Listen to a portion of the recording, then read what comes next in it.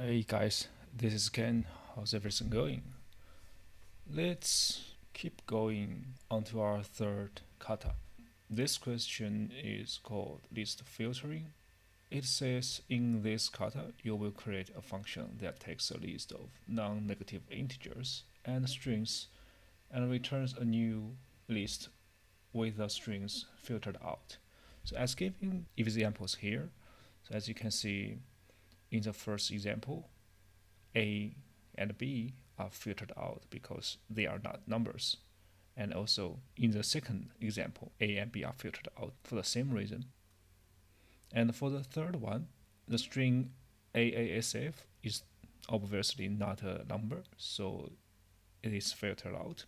And the string 1 is also filtered out because it's not a number. So this actually gives us a hint that we don't really need to convert the string into number. So if you are thinking about, well, I may use the function int to try to convert a string into number to see whether it's a number or not. Probably this is not the best solution for this question.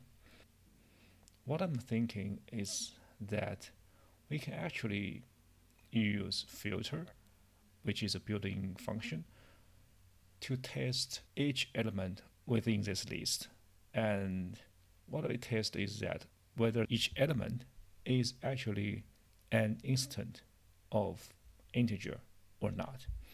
If it is, then it will turn true and the element will be kept.